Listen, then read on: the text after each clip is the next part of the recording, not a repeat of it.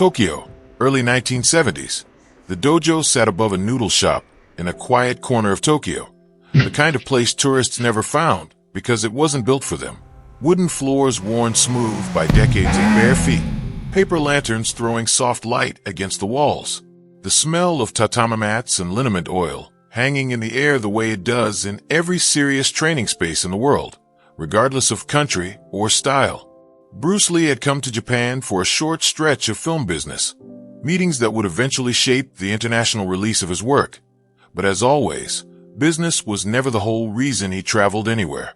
Wherever Bruce went, he sought out training halls, boxing gyms, judo clubs, kendo schools, aikido dojos tucked into residential neighborhoods. He believed, with the kind of conviction that shaped his entire philosophy, that every discipline held something worth understanding, even the ones that seemed to have nothing in common with his own.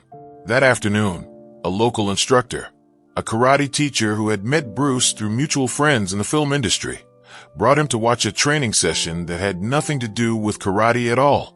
A sumo stable, or heya, had opened its doors for a rare demonstration to a small group of visiting martial artists.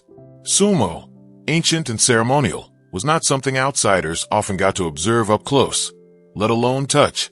Bruce sat quietly along the wall with maybe 15 other guests, watching the wrestlers move through their morning drills, the stomping, the ritual clapping, the explosive charges from the crouch, two enormous bodies colliding with a sound like a dropped piano. He was fascinated, genuinely, not performing fascination for an audience. He sat forward, elbows on his knees, studying the footwork the way he studied everything, looking for the principle buried underneath the tradition. The challenger, the wrestler everyone in the room deferred to, was a man the others called Raiden, Thunder God, a nickname earned honestly. 28 years old, 6'4", somewhere north of 330 pounds, with the kind of low center of gravity and explosive hip drive that had made him nearly unbeatable in his weight class for 3 consecutive tournament seasons. His thighs alone looked wider than most men's torsos.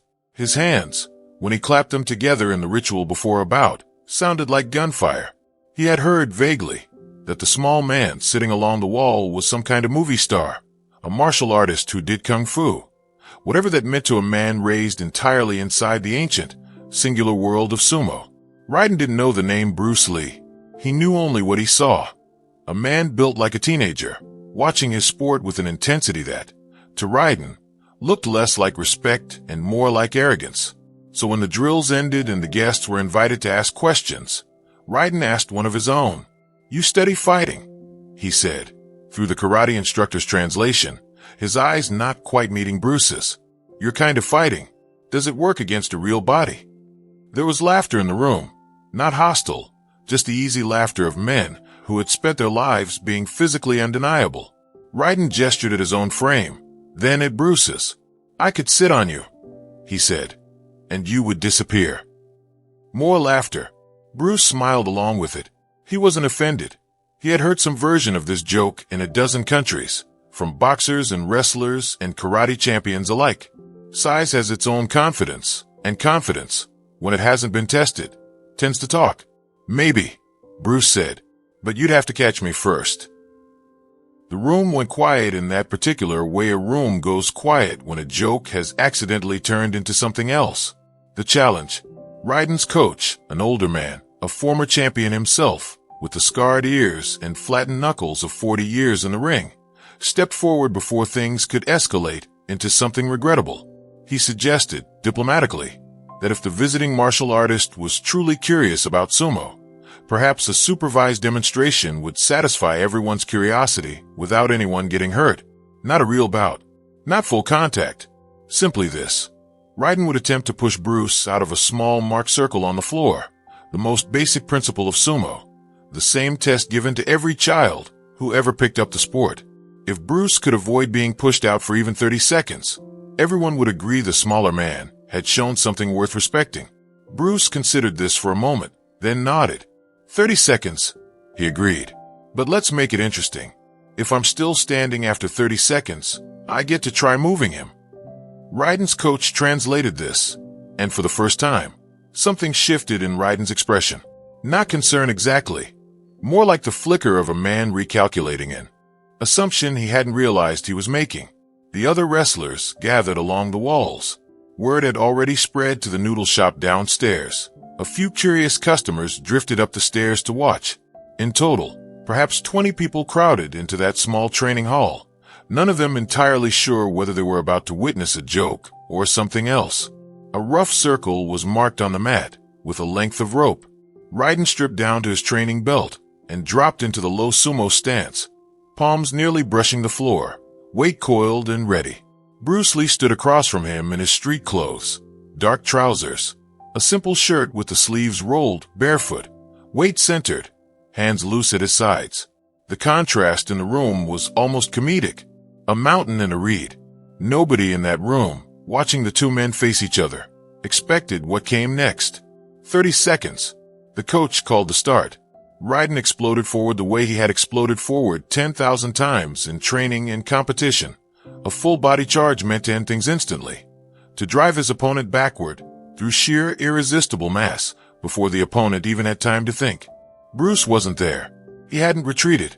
Retreating from that much force at that range would have been useless anyway, like trying to outrun a landslide. Instead, he had simply not been where the force was going. A small pivot of the hips, a shift of maybe 8 inches, and Raiden's charge sailed past him and crashed into empty air where a smaller, slower man would have been standing. The 330 pounds of momentum had nowhere to go but forward, and forward meant past the edge of the circle. Raiden caught himself before he stumbled all the way out, digging a heel in at the last second, and spun around, breathing hard, genuinely startled. He had never in his career missed a first charge that badly. He reset, more careful this time, hands up, trying to read the smaller man rather than simply overwhelm him. He tried again, a lower shot, driving up under Bruce's center to lift and dump him. Bruce's hand met his forearm on the way in, redirecting rather than blocking, using perhaps 5% of the force Raiden was generating to send that force sliding harmlessly past his hip. Again, the big man's own momentum did the work of embarrassing him. Again, he had to catch himself at the rope's edge. The room, which had started out amused, had gone completely silent. 15 seconds passed, then 20. Raiden was breathing hard now, sweat beading along his hairline, frustration beginning to show in the set of his jaw. He had spent his whole adult life being the immovable object. He had never once needed footwork this delicate, timing this precise, because he had never needed anything but forward force and mass. Now, against a man giving up over 180 pounds, none of that mass mattered, because none of it was landing. At 25 seconds, he tried one more time, faster now. Real charge, abandoning caution for pure explosive drive. Bruce simply stepped inside it.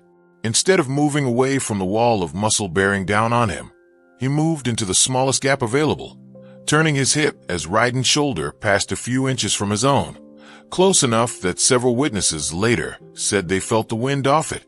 In that same motion, his open palm made light, controlled contact with the center of Raiden's chest.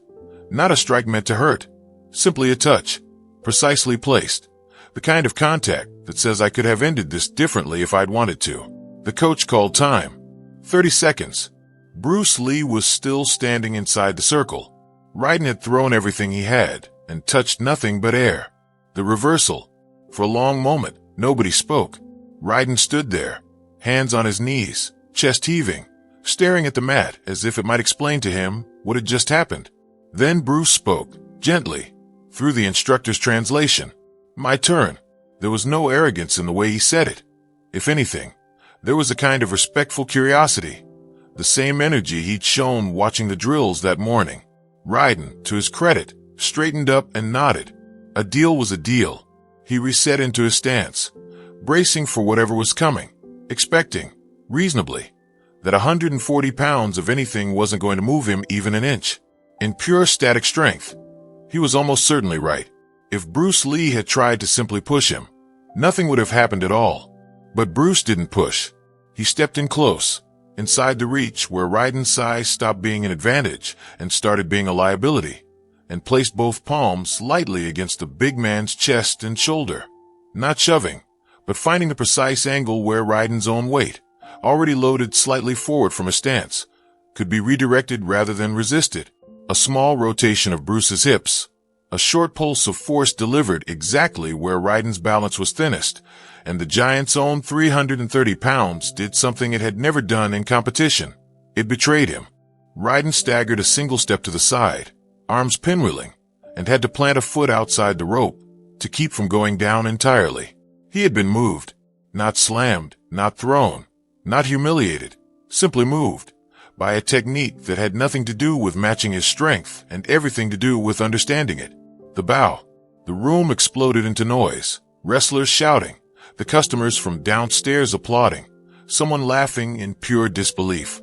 Raiden stood there for a second, catching his breath, and then did something that told everyone in that room exactly what kind of competitor he actually was. He laughed again, but this time it wasn't the laugh from the beginning of the story. This was something rounder, more surprised, the laugh of a man who has just had his entire understanding of physical confrontation quietly rearranged in front of 20 witnesses. He crossed the mat and extended his hand. Bruce took it. "You didn't fight my strength," Raiden said. Once the translation caught up, "You used it." Bruce nodded. "Your strength is real," he said. "I never doubted that for a second. I just didn't need to stand in front of it to lose to it." The old coach, who had spent 40 years around the sport and had seen every kind of contest imaginable, shook his head slowly and said something the instructor didn't bother translating literally, but the meaning was clear enough from his expression. He had never seen anything like it either. What actually happened afterward, whatever the specifics of that afternoon really were, and again, no verified record survives to confirm the details, the story that spread afterward carried a consistent shape, the way legends do. Not a story about a small man beating a big one through some secret trick, but a story about principle beating mass, about timing and structure and the intelligent use of an opponent's own force being worth more, pound for pound, than raw power alone. That's the part of the legend martial artists actually kept, long after the specifics blurred, not the size of the wrestler, not the exact techniques, but the lesson underneath it. That force meeting force head-on favors whoever has more of it. But force meeting understanding is a different equation entirely. Bruce Lee spent his whole career trying to put that idea into words. "Be like water," he'd say. Water doesn't resist a boulder dropped into a lake. It simply moves, absorbs, redirects, and settles back into shape around whatever tried to overpower it. A 300-pound charge is a boulder. 140 pounds of trained timing is water. And water, given the right conditions, has been known to move mountains. Not by matching their weight, but by understanding exactly where to apply itself. Whether or not this exact afternoon in that exact dojo ever truly happened, the lesson people kept retelling it for is real enough on its own. Size will always matter in a fight. Nobody serious pretends otherwise. But size without structure, without timing, without the patience to read what's actually happening in front of you, size alone has limits.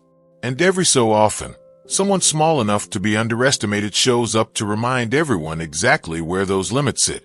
That's the story. That's why it's still told. If you enjoyed this piece of martial arts folklore, there are dozens more legends like it passed down through dojos worldwide.